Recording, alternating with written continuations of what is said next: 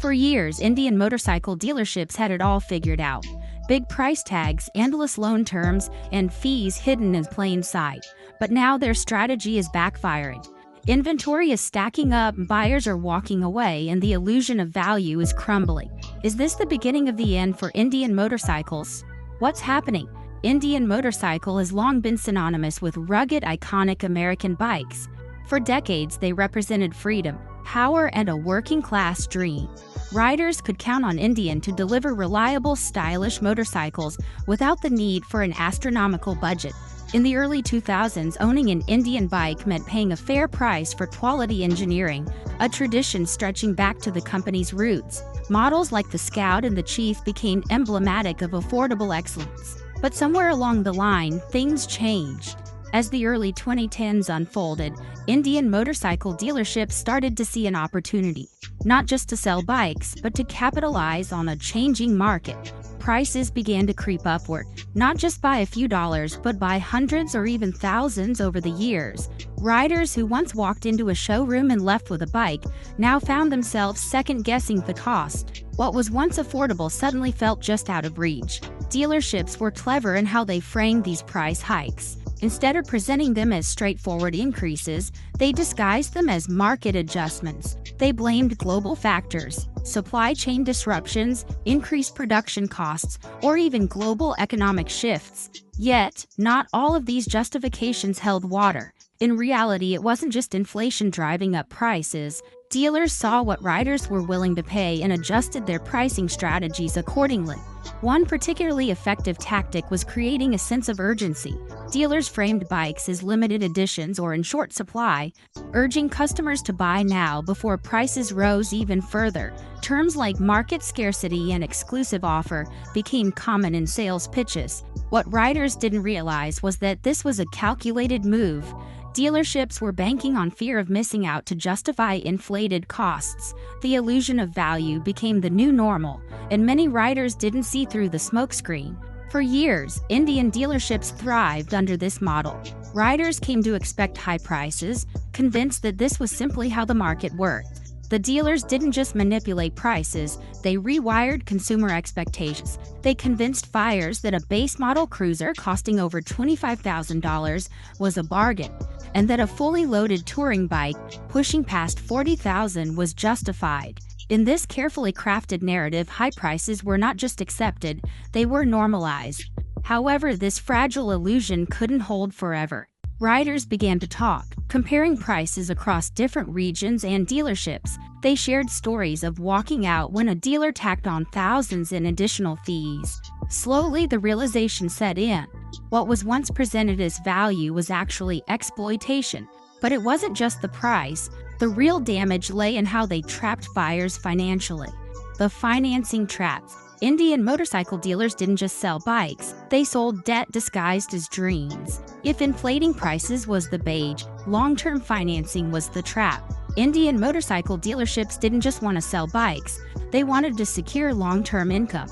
To do that, they introduced financing schemes designed to look helpful, but were actually financial pitfalls. Riders who didn't have $25,000 on hand were offered an alternative. Long-term loans stretched over 5 to 7 years. Dealers presented these loans as making bikes affordable for the average rider. Monthly payments as low as $200 to $300 sounded manageable.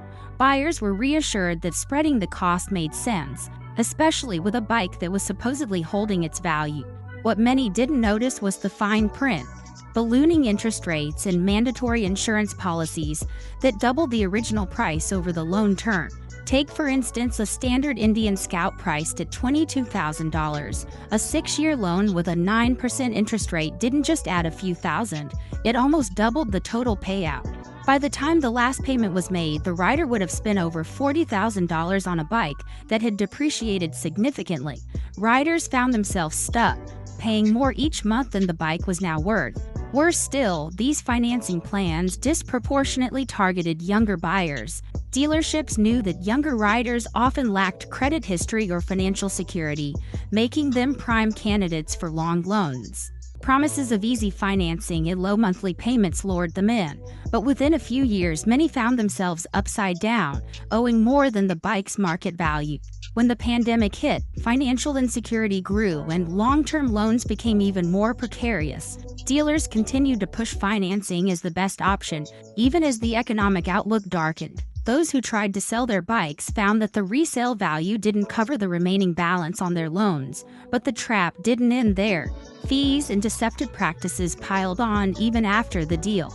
We've done extensive research into how Indian motorcycle dealers have been handling pricing and financing, and we're here to uncover the truth. If you're finding this insight helpful, make sure to like the video and subscribe to our channel. Riders fight back. Fed up with being taken for a ride, Indian motorcycle buyers are fighting back. As more riders fell victim to these tactics, a resistance began to form.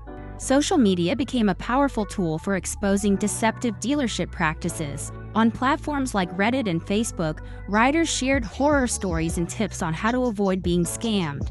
Some even compiled lists of dealerships known for unethical behavior. Content creators and motorcycle vloggers started producing videos highlighting the pitfalls of long-term loans and hidden fees. Community-led campaigns encouraged boycotting dealerships with a history of exploiting buyers. This collective action started to make waves, forcing some dealerships to reconsider their strategies. More riders became proactive, conducting thorough research before stepping into a showroom. They began demanding itemized breakdowns and walking away from deals that didn't feel right. Independent dealers who offered more transparent pricing started to see increased traffic. The power of collective action is forcing dealerships to rethink their tactics, but just as riders start to take control, the dealerships face an even bigger problem. Inventory they can't move. Unsold inventory, the showroom crisis. Indian motorcycles, once a symbol of premium quality and rich heritage, are now facing a harsh reality. Their bikes are no longer flying off the showroom floors. What used to be a rush to buy the latest models has turned into an inventory nightmare. Showrooms that once boasted empty spaces as a badge of success now find themselves overflowing with bikes that just won't move. The sight of brand new Indians collecting dust is not only alarming for dealers but also a powerful indicator of the brand's declining appeal. Dealers are feeling the heat as they continue to take on inventory that just won't sell. The dealerships operate on a floor plan financing system where they take out loans to stock bikes on their showroom floors. When the bikes don't sell, those loans become financial traps. The interest piles up, and dealerships find themselves in deeper debt with each passing month. This problem is particularly evident with Indian models that are priced too high for the current market. What used to be a selling point, exclusivity and premium features, has turned into a burden. In response, dealerships are attempting to spark interest through aggressive promotions and significant price cuts. Yet even with steep discounts, buyers remain hesitant. The financial risk for dealers continues to grow as they hold on to expensive inventory that depreciates every day. The once proud Indian badge no longer holds the same appeal when it comes attached to a hefty price tag and a risk of long-term financial strain.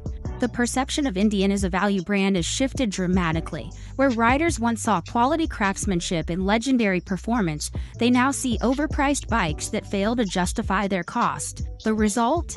Potential buyers are looking elsewhere, leaving Indian dealers scrambling to make sense of the new reality. The once unquestionable loyalty of Indian enthusiasts is being tested, and the consequences are severe. This inventory crisis highlights more than just unsold bikes. It signals a fundamental problem with Indian's business model. The brand's strategy of maintaining premium pricing while ignoring shifting consumer preferences has backfired. Without a change in approach, the showrooms will continue to be filled, not with eager buyers but with stagnant stock. But the real hit isn't just to dealerships, it's to Indian's brand itself. Reputation damage. Indian's brand takes a hit. Indian motorcycles has long been synonymous with heritage, quality, and a connection to the open road. However, recent events have shaken that image to its core. Riders who once wore the Indian badge with pride are now voicing their frustrations online and in dealerships. Customer complaints about overpriced bikes, unfair financing, and misleading sales tactics are going viral, tarnishing the brand's reputation. Social media has become the new battleground for brand perception, and Indian is losing ground fast. Once loyal customers are now expressing their discontent openly, sharing stories of regret and dissatisfaction. Video reviews criticizing Indian's pricing strategy have amassed thousands of views, sparking heated debates among motorcycle enthusiasts. Forums that once celebrated the brand's legacy are now filled with cautionary tales about deceptive sales practices and overpriced models. Dealerships that were once pillars of the Indian community are now seen as part of the problem.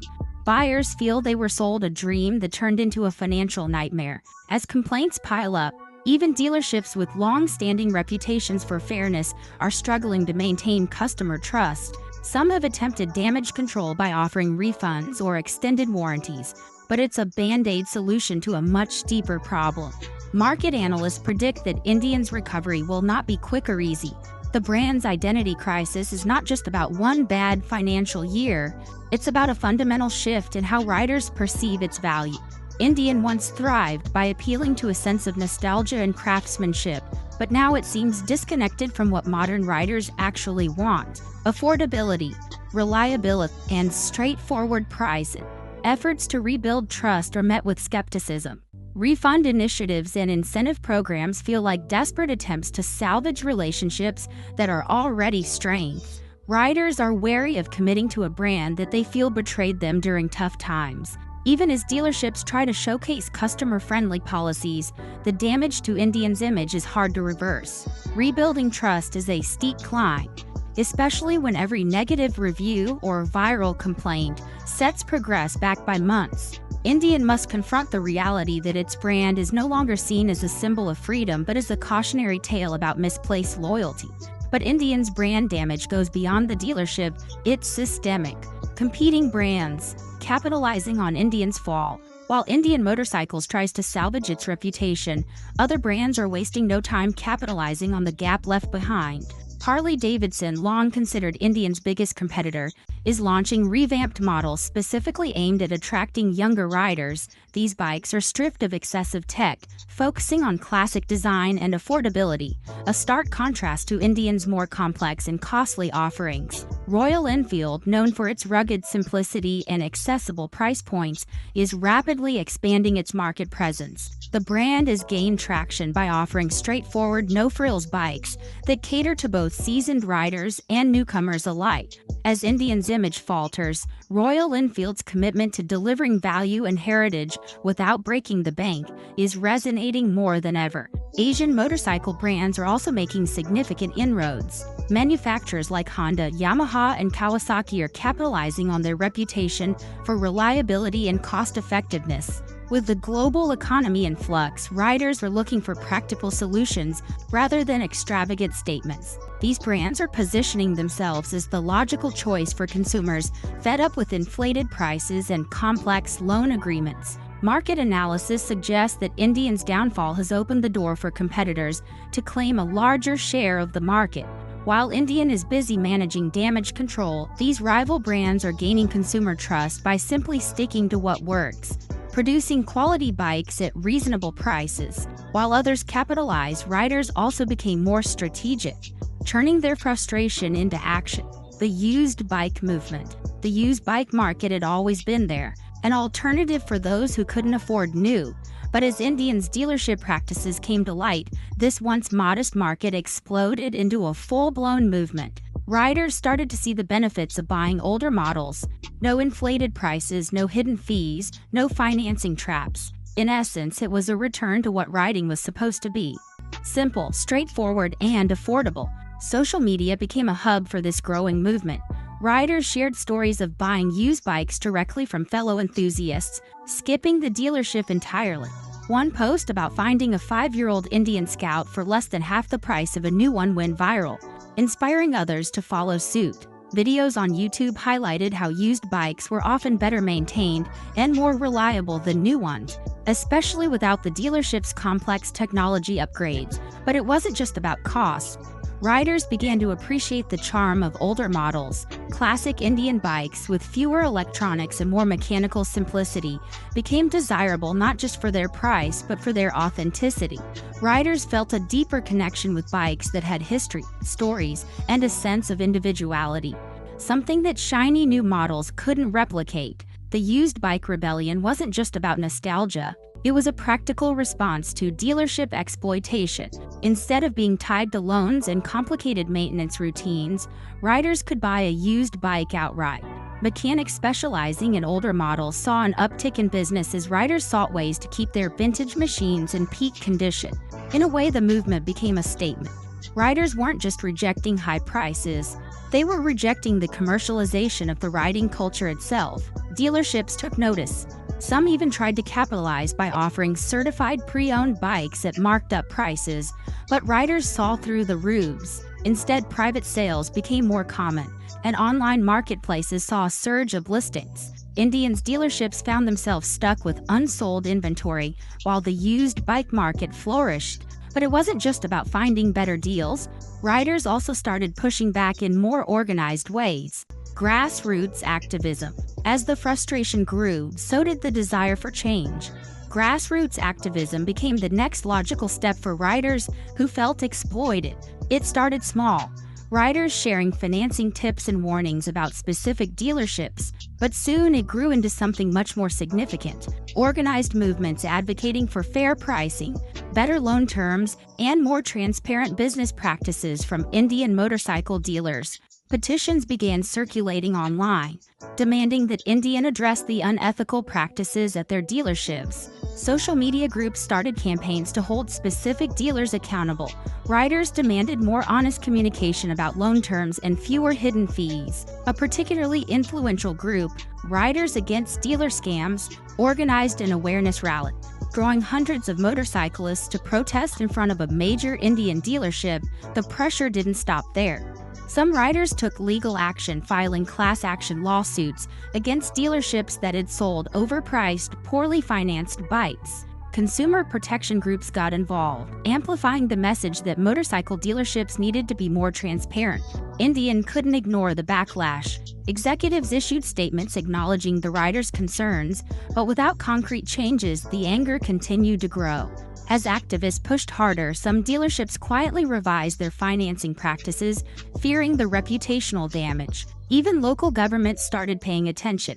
State legislators proposed bills to regulate dealership financing practices, inspired partly by the vocal protests from the riding community. News coverage continued to amplify the message. Riders were done being exploited. With the movement gaining traction, the dealerships had to make a choice: resist change or embrace it.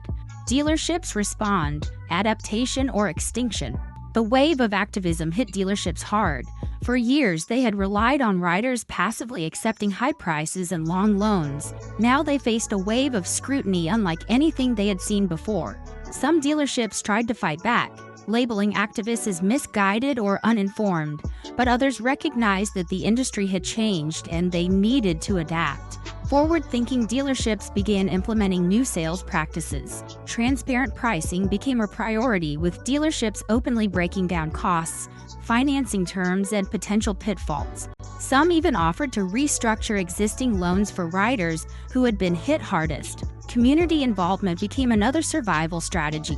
Dealerships hosted open forums where riders could voice their concerns directly to management. In a few cases, dealerships partnered with local riding clubs to restore community trust. These efforts were not universally successful, but they showed a willingness to listen, something riders had been demanding for years. The dealerships that adapted found cautious optimism from their customers. Those that didn't face dwindling sales, increased negative reviews, and in some cases, closure. Indian as a brand faced a significant identity crisis. Was it a rider-centric company or just another corporate entity exploiting passion for profit? The aftermath of the rebellion was clear. Dealerships that put riders first were surviving, even thriving. Those that clung to old practices were being left behind. Indian Motorcycle itself started to rethink its approach, signaling potential changes to come. The battle wasn't just about bikes, it was about the very soul of riding. As riders pushed for fairness, the message was clear. The days of dealership manipulation were numbered. Community-led change. In the wake of Indian Motorcycle's dealership crisis, something unexpected is happening. Instead of giving up on the brand, passionate riders are taking matters into their own hands. The collapse of the traditional dealership model has sparked a resurgence of community-driven initiatives aimed at preserving the spirit of Indian motorcycles. These grassroots movements are proving that the love for the brand is rooted not in flashy marketing or inflated prices, but in the raw passion of riders themselves. Across the country, rider-led events are popping up, celebrating the heritage and simplicity of Indian motorcycles. These gatherings often focus on vintage and affordable models, showcasing bikes that represent the true essence of riding. It's not just about showing off new machines, it's about appreciating the classics that made Indian a legendary name. These grassroots events are reviving a sense of community, reminding everyone that motorcycling is about the thrill of the ride, not the price tag. Alongside these events, community-led garages are becoming more popular than ever. Riders are pooling resources to create shared spaces where they can maintain and customize their bikes. These garages are more than just workshops, they are hubs of learning and collaboration.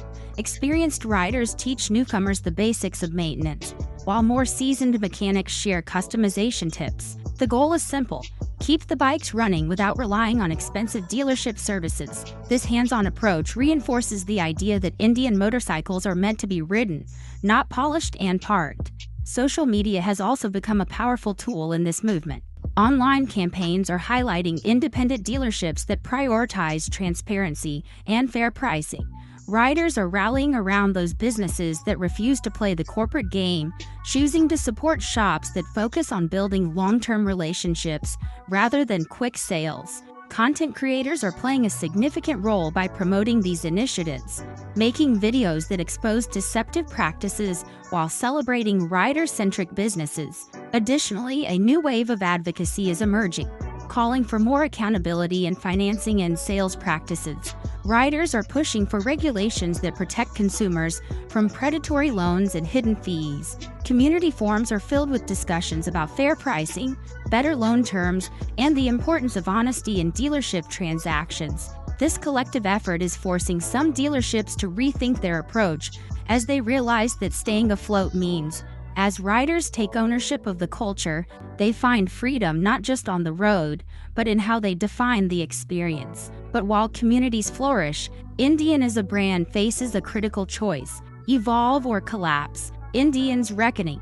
Will the brand adapt? As the riding community reclaims its culture, Indian Motorcycle finds itself at a crossroads. The backlash from riders has been fierce, and the brand's reputation has taken a hit. However, rather than retreating, Indian's leadership is beginning to realize that adaptation is not just necessary, it's their only chance to preserve the brand's legacy. One of the first moves Indian is making is revamping their model lineup. They've started to introduce more affordable and minimalist bikes, aimed specifically at younger riders. These new models are stripped of unnecessary tech, offering a simpler, more authentic riding experience. Indian's decision to focus on practicality rather than luxury shows a clear understanding that modern riders crave straightforward, rugged machines. This strategic shift acknowledges that the younger generation values bikes that are not just stylish, but also dependable and easy to maintain. Reducing tech complexity is another critical part of Indian's plan. Riders have voiced their frustration with overly complicated dashboards and software-driven controls. To address this, Indian is designing new models that bring back the simplicity of classic riding, less focus on high-tech features and more emphasis on the pure joy of riding, a move that could rekindle the spirit that made Indian motorcycles iconic in the first place. In addition to rethinking their bikes, Indian is also addressing the financing issues that have caused so much controversy. Dealers are being encouraged to offer better loan terms and provide full transparency during the sales process. This means no more hidden fees or surprise charges. By implementing clear upfront pricing, Indian hopes to rebuild the trust that was eroded by aggressive sales tactics. To strengthen the brand's reputation even further, Indian is building partnerships with independent garages. These collaborations allow riders to maintain their bikes without being tied to expensive dealership service departments. By supporting community garages, Indian shows it understands that maintaining a bike should not feel like an ordeal. Some dealerships are also adopting community-centric practices to rebuild trust. Instead of focusing solely on sales, these shops are hosting events, organizing group rides, and offering loyalty programs to reward longtime customers. The goal is not just to sell bikes, but to create a sense of belonging and mutual respect. If Indian listens to its riders, it might just preserve its legacy. If not, it risks becoming a relic of the past. But Indian's battle is more than just business. It's about redefining what riding means in the modern world. Lessons learned. The motorcycle industry takes notes. The turmoil surrounding Indian motorcycles has not gone unnoticed by the rest of the industry. Brands like Harley-Davidson and Royal Enfield are already taking notes, keen to avoid the same pitfalls. One major lesson is the importance of community engagement. Instead of focusing solely on profit margins, companies are starting to invest in rider-centric initiatives that build lasting relationships. Transparent pricing has become a focal point as consumer expectations shift. Riders no longer accept vague pricing strategies or inflated costs. Brands are moving toward clear, upfront pricing that respects the customer's right to know what they're paying for. This transparency builds trust and keeps consumers coming back. Manufacturers are also rethinking the types of bikes they produce. The demand for simple, rugged, and affordable motorcycles is pushing companies to scale back on unnecessary features. This shift is not just practical. It is a response to the market's call for more dependable and straightforward machines. The market is realizing that heritage and community are stronger than hype and inflated prices. Indian struggle shows that the future of riding is in the hands of the community, not corporations. But as brands adapt, the riding culture itself is also transforming in surprising ways. The new riding culture. As the motorcycle industry grapples with change, riders are redefining the culture from the ground up. The future belongs not to corporations, but to the passionate individuals who keep the spirit of riding alive. Direct sales models are gaining traction as more consumers opt for online purchases over dealer markups. Riders want honesty, simplicity, and control over their buying experience. Independent shops are thriving too, providing reliable maintenance without the dealership hassle. Online communities are playing an integral role in shaping this new culture. Riders are sharing tips on buying used, performing maintenance, and finding deals, fostering a culture rooted in self-reliance and mutual support. The culture of riding is being rebuilt not by brands but by the passion of everyday riders. The motorcycle community has proven one thing: freedom on the road is about more than just owning a bike. It's about preserving the spirit of riding itself. That's the full breakdown on the Indian motorcycle dealership crisis. What do you think? Can Indian bounce back, or is the damage too deep? Let us know in the comments. And if you found this video informative, don't forget to subscribe, like, and hit the notification bell so you never miss an update.